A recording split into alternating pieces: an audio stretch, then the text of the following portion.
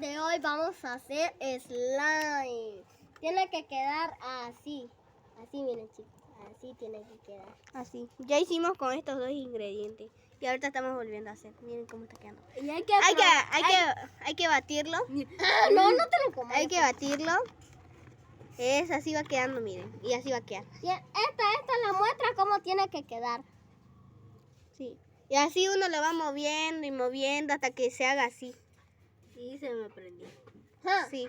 Pero igual se va a quedar así porque miren. ¡Ay! Y ni se prenda la ropa, miren. Miren. Es slime, no es fake. ¿Verdad? No lo compramos. No. Ajá, ya. Y miren, solo lo vamos a hacer con dos ingredientes. La babandilla y también pegamento. ¿Utilizamos eso? Los dos, con solo dos ingredientes. Acá primero vamos a echarle carpicola, Pero si ya le pegamento. Le vamos a echar Vamos a echarles. Es mentira, va a Un ser poquito. editado. un poquito. Y ahora Ya creo a la cuchara le vamos a echar esto. Un poquito, Santiago. Agárralo. Ajá, ya que vos después lo arruinas. No, es que le echo más de una docena.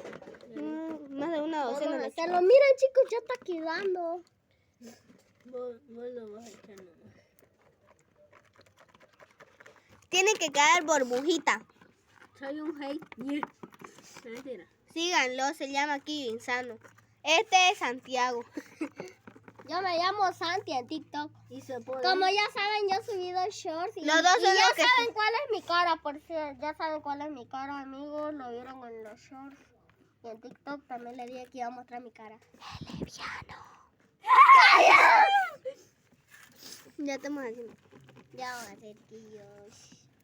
Obviamente la camarógrafa.